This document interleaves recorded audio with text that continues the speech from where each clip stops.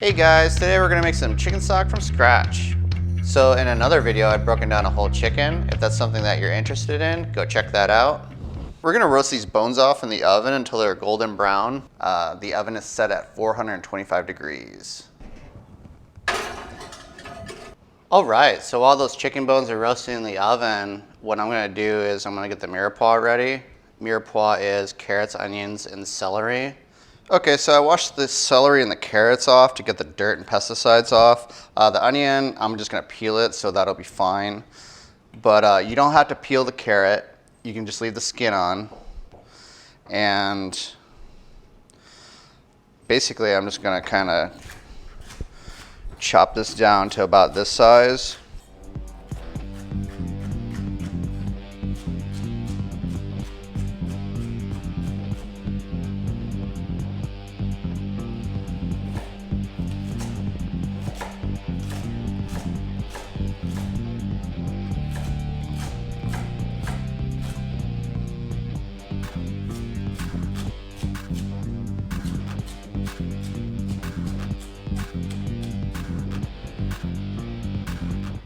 So a lot of people, and I've done this in the past, have thrown the mirepoix in right at the beginning with the bones.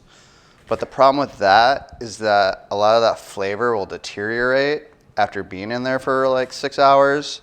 So what we're gonna do this time is we're gonna throw in the mirepoix and most of the aromatics at 4 hours in. That will ensure that the flavor is as full as it possibly can be.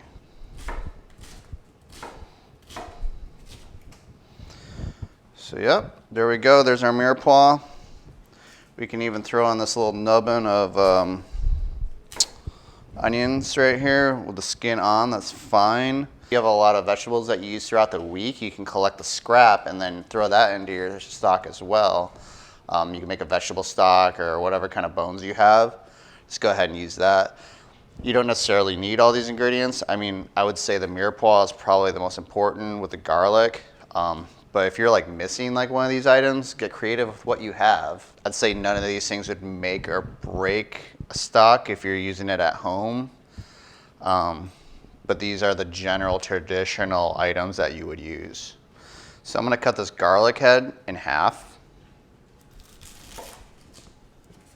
And we'll just throw it in there with the skin on, that's totally fine. All right, so we're roasting these bones off. Some of them are done before the big piece is done, so I'm just gonna take them out. They browned up quicker because they're smaller. So I'm gonna just go ahead and throw this back in. All right, so the bones are cooked off. What we're gonna do is add them right into the stock pot here. So I was gonna throw it in this pot, but as you can see, this pot's way too big for what I wanna do. This is a traditional size stock pot though. So I'm just gonna add it into this smaller pot. So what we're gonna do is we're gonna add water, just enough to cover this.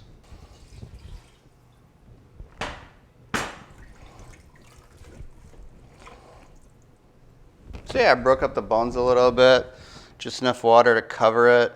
What I'm gonna do is I'm gonna bring it to a boil and I wanna return it to a simmer.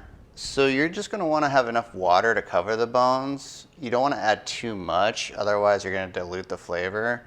What I generally do is I'll have an inch of water above the bones and then also keep some water on hand because over the 4-hour period, the water is gonna evaporate a little bit, so you're gonna wanna perhaps add some more water to it as time goes by. As you can see, I haven't added any of my mirepoix or aromatics yet. What we're gonna do is we're gonna wait till 4 hours in to add those. That way we don't have to worry about the flavor deteriorating and we can get the most full-bodied stock that we can get. All right, so our stock is starting to boil. What we're gonna do is we're gonna turn it down to low, medium low maybe. What we wanna do is have slow bubbles come up, a slow simmer.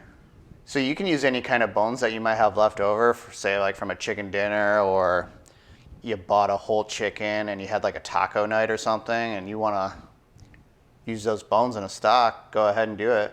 So now that we have this simmering, we're gonna let it go for 4 hours. And then at 4 hours, we're going to add our mirepoix and our other aromatics and basically let that go for another 2 hours.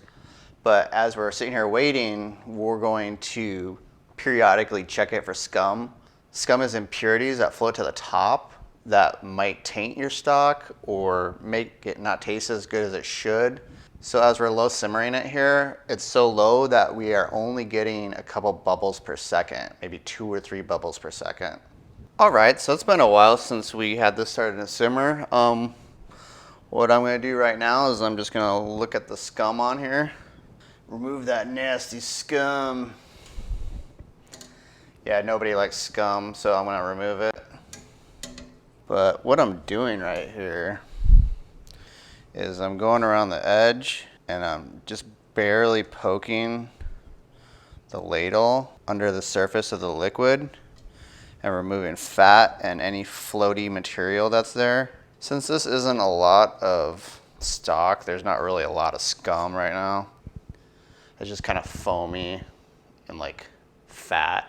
I just have a little container right here to dump that into. But there's not really a lot on here, so I would periodically check this. Usually I check it every half hour once it starts simmering, but I mean, this is looking pretty good. So yeah, I mean, these stocks are like really low maintenance. You pretty much put the stuff in there, get it simmering, and then let it sit for a couple hours, and then add the mirepoix and aromatics towards the end. All right, so it's been 4 hours. I'm gonna add some hot water to this.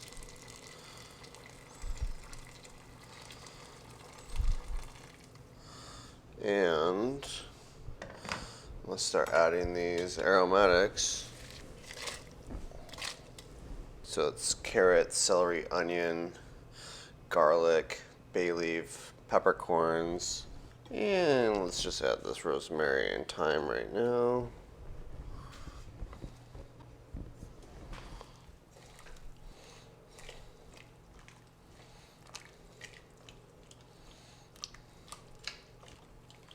So yeah, after about 6 hours, we're done now. You can tell it's done by taking a bone and just seeing how easily it breaks and the vegetables being nice and tender.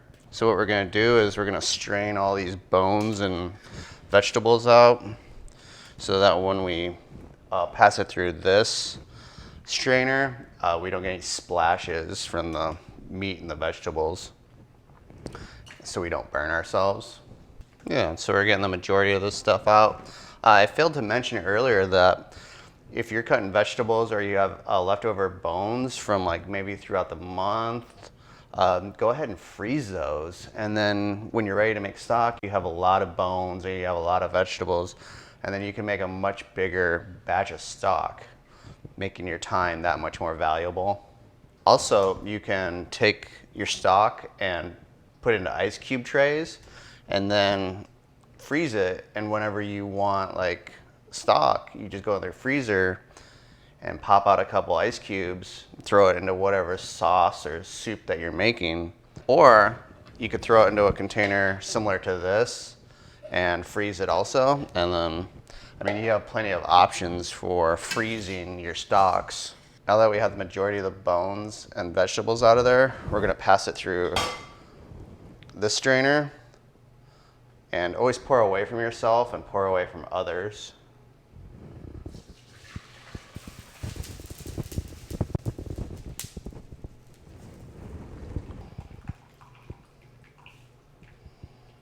There you have it, finished chicken stock.